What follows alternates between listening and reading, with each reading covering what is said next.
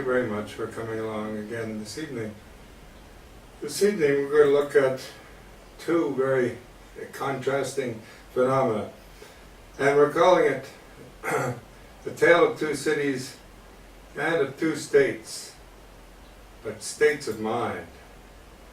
In effect, we're witnessing in all of the cities on the coastlines in the United States a very rapid, sudden, and shocking transformation.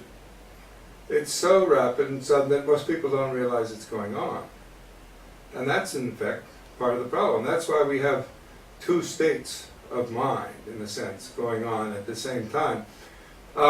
So we want to look at a tale of two cities in a way, that is to contrast two different cities, but then also look at two states of mind. And we'll do it by way of looking at Boston and Miami to begin with. But you can take any two cities that you want to and start comparing them. As cities and states, a tale of two cities and two states of mind. You'll remember that Charles Dickens started his book entitled A Tale of Two Cities about the French Revolution with a very prescient passage, a long statement about the dual nature of London and France and Paris at the time of the Revolution. It was the best of times. It was the worst of times. It was the age of wisdom. It was the age of foolishness. It was the epoch of belief. It was the epoch of incredulity. It was the season of light. It was the season of darkness. It was the spring of hope. It was the winter of despair. We had everything before us. We had nothing before us. We were all going direct to heaven. We were all going direct the other way. I wrote this in 1859, and it's pretty extraordinary. He had already been to America once, and to Boston. But he was to have another trip in about 8 years' time after that, and had a very different view when he came back the second time. In any case, let's take a look at places like Miami and ask what's going to be happening there in the next few years, decades, centuries. You can't help but see it's rather close to sea level here. In fact, this is Miami Beach, this is Miami back here, and there's just that thin body of water between them. This is in effect a barrier island with Miami back here. But it's a very precarious existence, as any scientist will tell you. As the professor of geology at the University of Miami, a fellow named Harold Wanless, has made it very clear. And others, like Peter Ward, this gentleman here, have gone down to interview him. Take a look.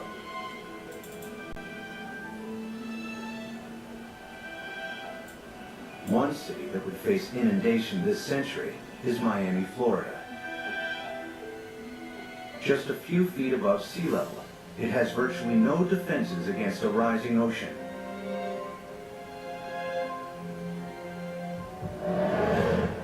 After 1 foot of sea level rise, these beaches would be regularly flooded at high tide.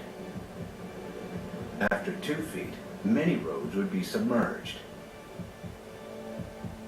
After 3 feet, if a hurricane strikes, the surging water would overcome sea defenses and cause flooding deep inland. Much of the region's coastal real estate would be ruined. We're looking at millions and millions and millions of dollars of real estate here. And we can assume that every one of these things is $500 million to $1 million. We've got 100 here, we've got 100, we've got $1 billion in a very short area through here. So our $1 billion of houses, we get 1 meter, 3 feet of sea level rise, and every single one of these houses is useless. Who's going to buy it? What happens to this $1 billion of real estate by the time we get 3 feet?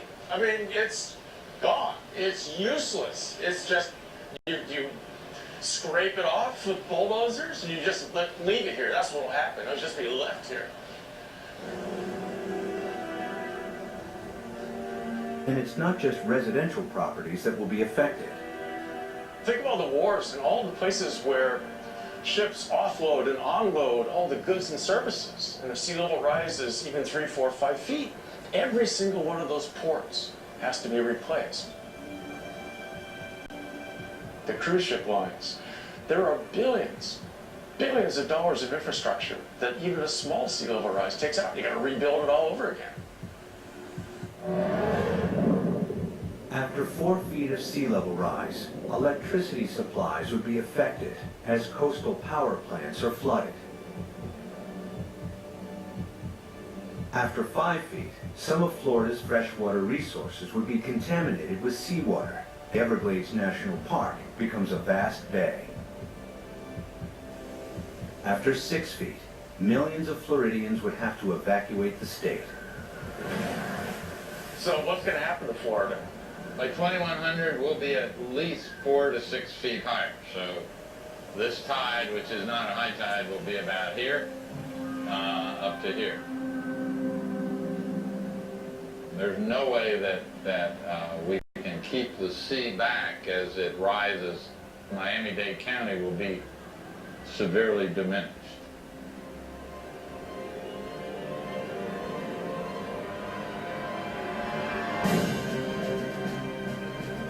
By 2100, after 6 feet of sea level rise, Miami would look like this.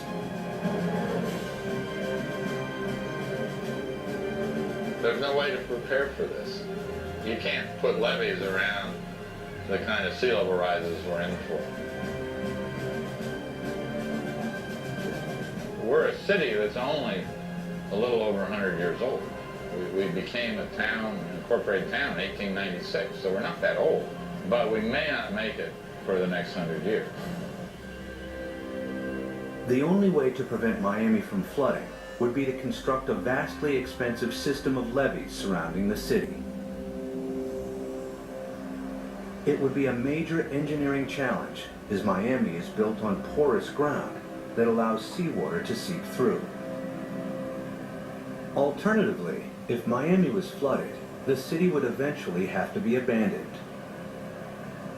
There are cities you can save and cities that you can't save, and the choices will be based on, can we dike it off, can we put it off, or is this too expensive, not worth the price, not worth the effort. Too expensive, not worth the effort. That's going to be the calculation.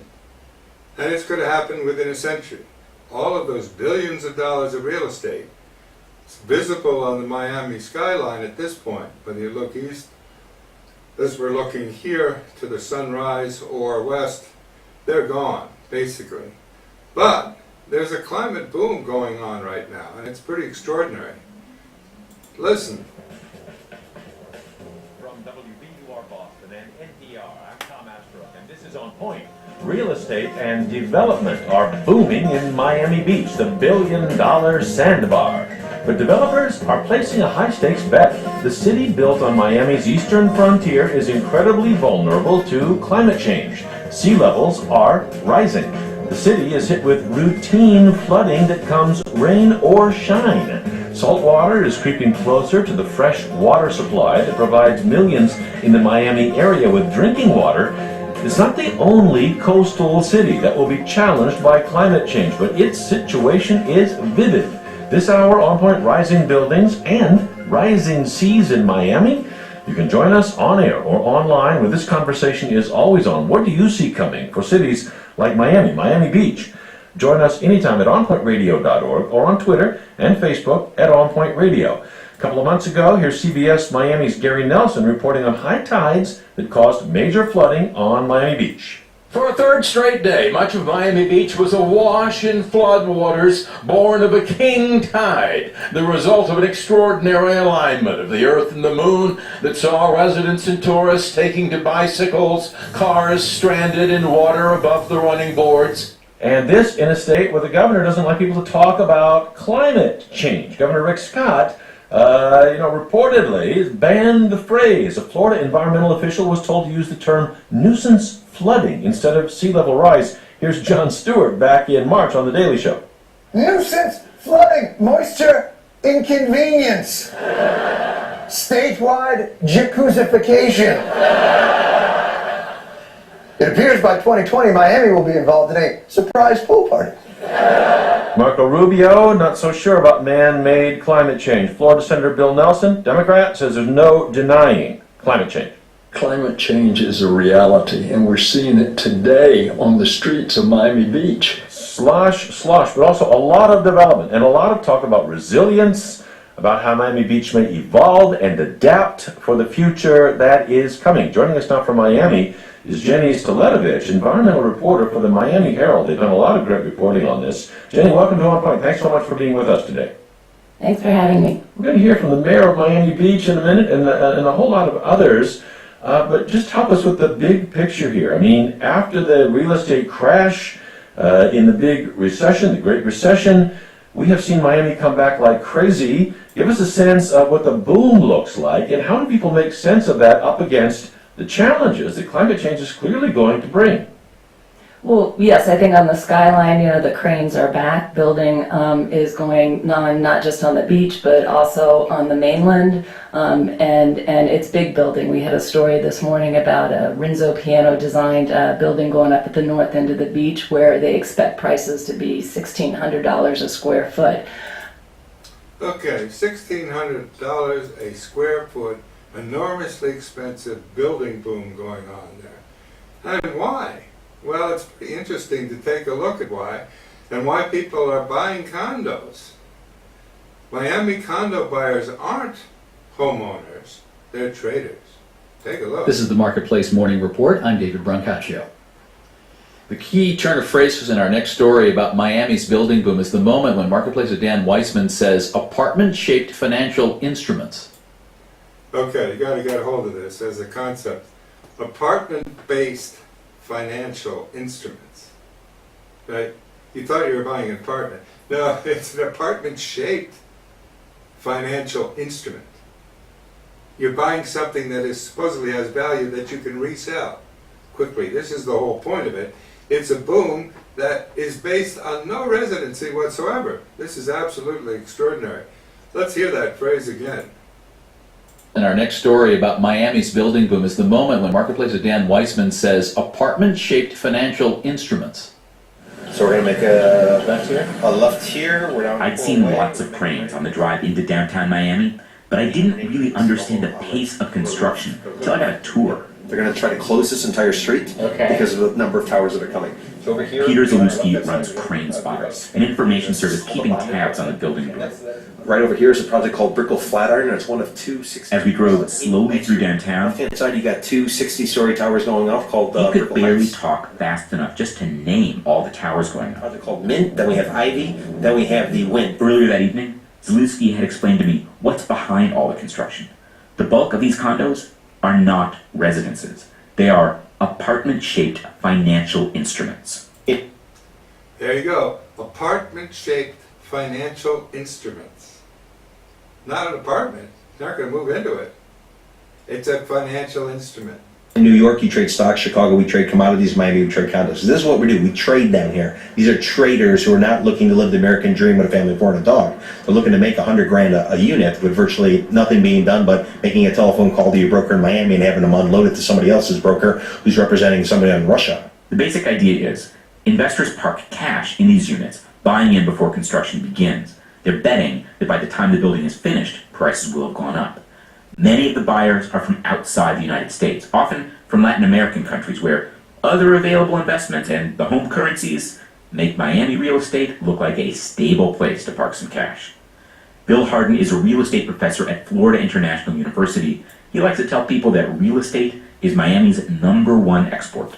And they go, how can you export real estate?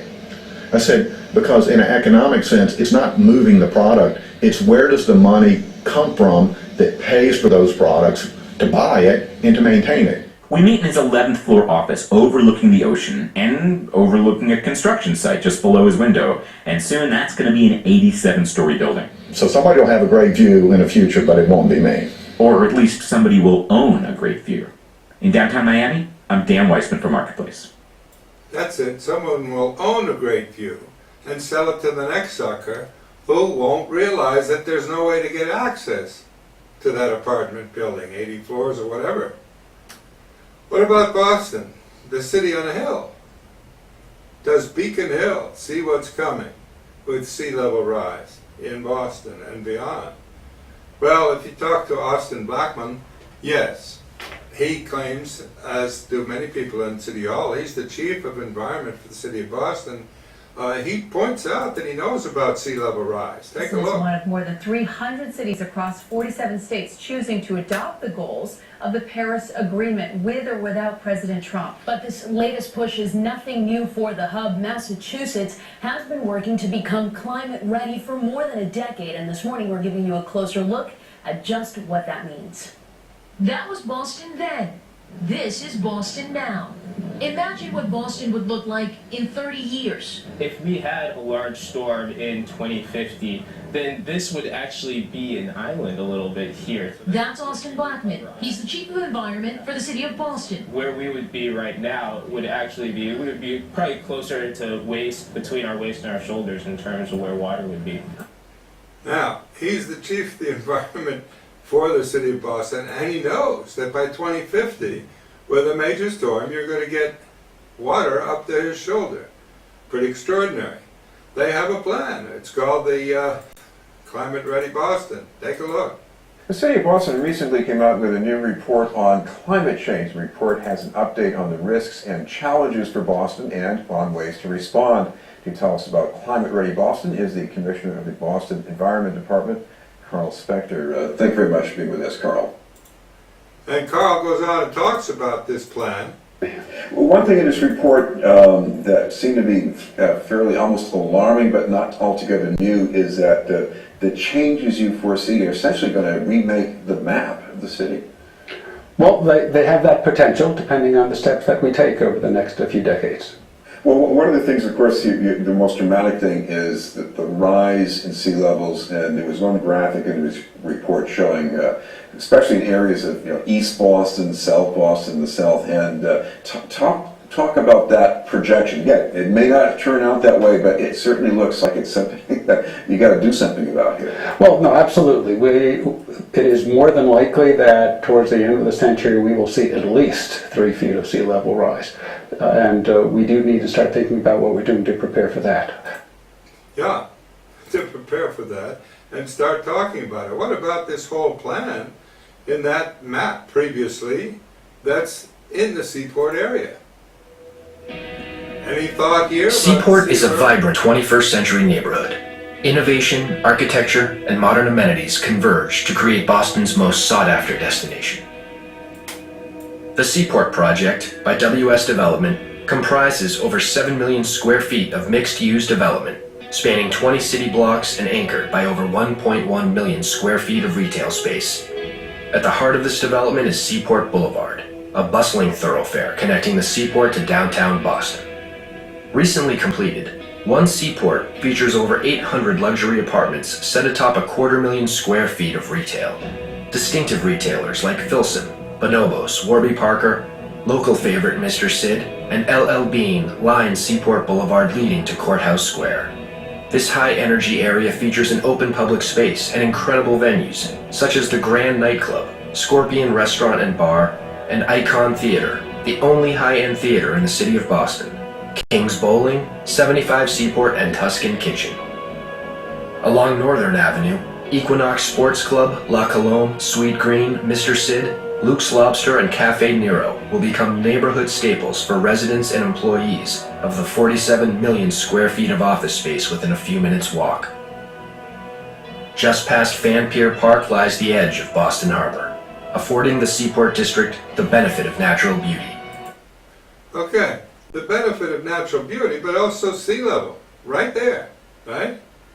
These are all animations. They're in the imagination of the architect. But you're being asked to buy into this.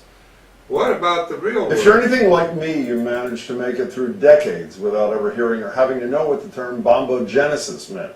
But then came 2018, which ushered in a storm known as Bomb Cyclone, which broke flooding records across Massachusetts. It was a once-in-a-generation flood, they said, but fast forward to this past Friday and Saturday, and bombed Cyclone number 2. While it didn't quite break the record, it still managed to make the top 3 worst list in the city's history. So I guess once in a generation isn't so much anymore, and it's time we all get used to our streets regularly turning into canals that could give Venice a run for its money. As Globe Development reporter Tim Logan pointed out on Twitter, here's what he wrote: "This is the future world headquarters of General Electric, or at least it was on Friday. Who needs an ocean view when you can have an under-the-sea theme for your entire first 2 floors?" So what exactly is Boston doing to address this now regular threat, and is it enough? That's the question. What's it doing, and is it enough? And is it any different than what's going on with the building boom down in Miami? This is what I mean by cities and states. A tale of 2 cities. We have Boston and Beacon Hill, and we've got Miami, Florida. It was the best of times, it was the worst of times. It was an age of wisdom, it was the age of foolishness. Dickens saw this in 1859 in retrospect in reference to the French Revolution, but now we've got 2 states of mind and a tale of 2 cities all over the place. We now need, and desperate need, a citizen science alliance around the world to work together to devise a transition to a sustainable future. Not one underwater, not one that has no drinking supply of potable water because the sea has intruded upon the fresh water supplies. It's not complicated, really.